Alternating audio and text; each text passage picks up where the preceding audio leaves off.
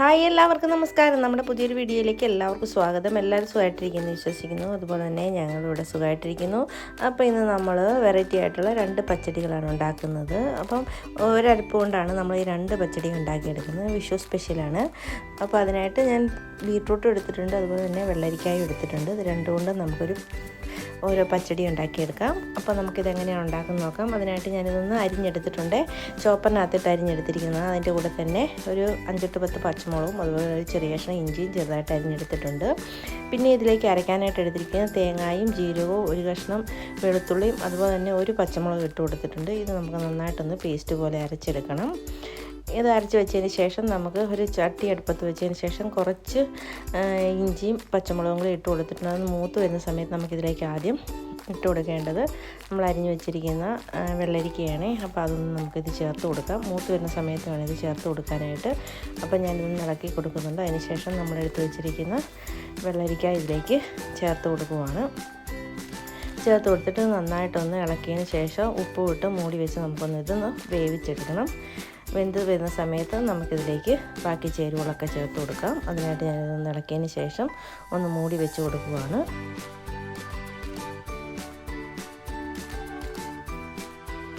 കുറച്ച് സമയത്തിന് ശേഷം ഞാനൊന്ന് തുറന്ന് നോക്കിയിട്ടുണ്ട്. എന്നിട്ടൊന്ന് ഇളക്കി കൊടുക്കുവാണ്. ഇളക്കി കൊടുത്തിട്ട് ഇനി ഇത് നമുക്കൊന്ന് വെന്തോന്ന് നോക്കണം.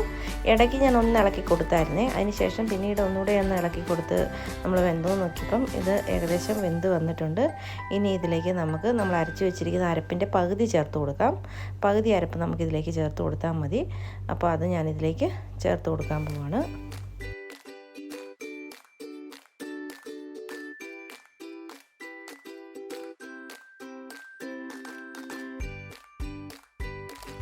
ഇനി ഈ അരപ്പ് നന്നായിട്ടൊന്ന് ഇളക്കി യോജിപ്പിക്കാം. ഇതിൻ്റെ പച്ചച്ചവ ഒന്ന് മാറുന്ന വരെ ഒന്ന് ഇളക്കി കൊടുത്ത് ഒന്ന് ചൂടാക്കി എടുക്കണം.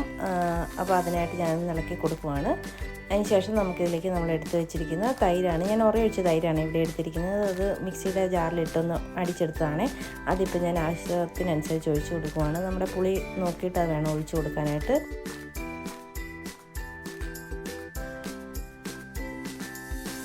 അതിന് ശേഷം നന്നായിട്ടൊന്ന് മിക്സ് ചെയ്തെടുക്കണം. അപ്പം പച്ചടി ആകുമ്പോൾ ഒത്തിരി നീണ്ടു പോകാൻ പറ്റത്തില്ല. അതുകൊണ്ട് ആവശ്യത്തിനുള്ള തൈര് ഒഴിച്ച് കൊടുക്കാം. പിന്നെ ഇരുന്ന് കഴിയുമ്പോൾ തണുത്ത് കഴിയുമ്പോൾ കുറച്ചൊന്ന് കുറുകി വരാനുള്ള ചാൻസ് ഉണ്ട്. അതുകൊണ്ട് അതനുസരിച്ച് നമ്മൾ തൈരും കൂടെ ചേർത്ത് കൊടുക്കണം. അപ്പോൾ ഞാൻ ഇടയ്ക്കൊന്ന് ഉപ്പൊന്ന് നോക്കുന്നുണ്ട്. ഉപ്പ് നോക്കിയപ്പോൾ ഉപ്പ് കുറച്ച് കുറവുണ്ട്. തൈര് നമ്മളിപ്പോൾ ഒഴിച്ചായിരുന്നല്ലോ. നമ്മൾ വെള്ളരിക്കായ്ക്ക് മാത്രമേ ഉപ്പിട്ടുള്ളായിരുന്നു. അതുകൊണ്ട് കുറച്ച് ഉപ്പും കൂടി ഇട്ട് കൊടുക്കുന്നുണ്ട്. അതുപോലെ തന്നെ കുറച്ച് കടുക് ചതച്ചതും കൂടെ ചേർത്ത് കൊടുക്കുവാണ്. അതും കൂടെ ഇട്ട് നന്നായിട്ടൊന്ന് മിക്സ് ചെയ്തതിന് ശേഷം നമുക്കിത് മാറ്റി വെക്കാം.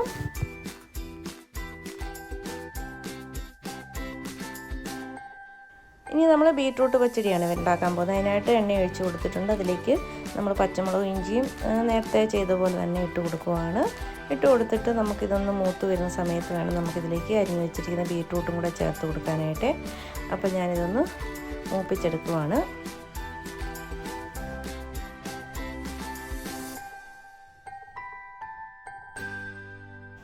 മൂത്ത് വന്ന സമയത്ത് നമ്മളിതിലേക്ക് ബീട്രൂട്ട് ഇട്ട് കൊടുക്കുവാണ്. ബീട്രൂട്ട് ഇട്ട് കൊടുത്ത് നന്നായിട്ടൊന്ന് ഇളക്കി കൊടുക്കാം.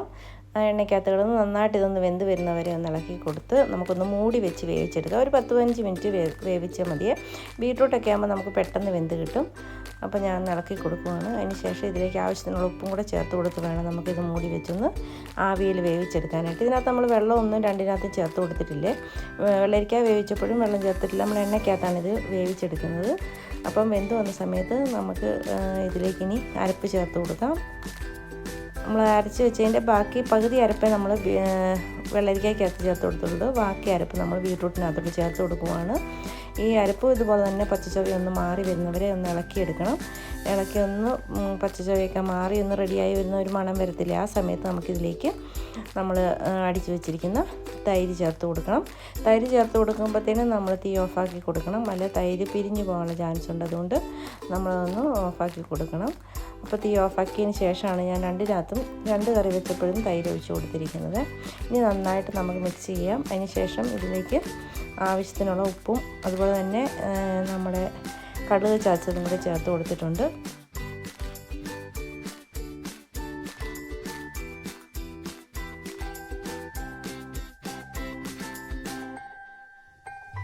ഇനി ഇത് രണ്ടും നന്നായിട്ടൊന്ന് ഇളക്കി മിക്സ് ചെയ്തതിന് ശേഷം നമുക്കിതിലേക്ക് കടുക് വറക്കാം. അതിനായിട്ടൊരു ചട്ടി അടുപ്പത്ത് വെച്ച് കൊടുത്ത് ചട്ടിയും ചൂടായി വന്നപ്പോൾ എണ്ണ ഒഴിച്ച് കൊടുത്ത് എണ്ണയും ചൂടായി വന്നപ്പോഴത്തേക്കും അതിലേക്ക് കടുകും ഉലുവായും ഇട്ട് കൊടുത്തിട്ടുണ്ട്. അതൊന്ന് പൊട്ടി വരുന്ന സമയത്ത് നമുക്കിതിലേക്ക് ഉണക്കമുളകും കറിവേപ്പിലയും കൂടെ ചേർത്ത് കൊടുക്കാം. അത് രണ്ടും മൂത്ത് വരുന്ന സമയത്ത് നമുക്കിതിൽ നമ്മുടെ കറിയിലേക്ക് ഇത് ഒഴിച്ചു കൊടുക്കാം. അപ്പോൾ ഇതേ രീതിയിലാണ് നമ്മൾ 2 പച്ചടിക്കും കടുക് വറുത്ത് ചേർത്ത് കൊടുത്തിരിക്കുന്നത്.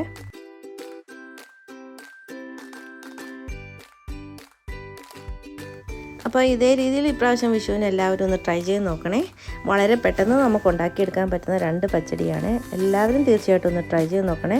ട്രൈ ചെയ്ത് നോക്കിയിട്ട് നിങ്ങൾക്ക് ഇഷ്ടപ്പെടുകയാണെങ്കിൽ എൻ്റെ ചാനലൊന്ന് സബ്സ്ക്രൈബ് ചെയ്യാനും ലൈക്ക് ചെയ്യാനും ഷെയർ ചെയ്യാനും മറക്കരുതേ. അതുപോലെ തന്നെ സബ്സ്ക്രൈബ് ചെയ്യാതെ ആരെങ്കിലും കാണുന്നുണ്ടെങ്കിൽ പ്ലീസ് ഒന്ന് സബ്സ്ക്രൈബ് ചെയ്യണം കേട്ടോ. ഇതുപോലുള്ള ചെറിയ ചെറിയ കുക്കിംഗ് വീഡിയോസും ചെറിയ ചെറിയ വ്ലോഗ്സും ഒക്കെ ആയിട്ട് വരുന്നവരെ എല്ലാവർക്കും താങ്ക് യു.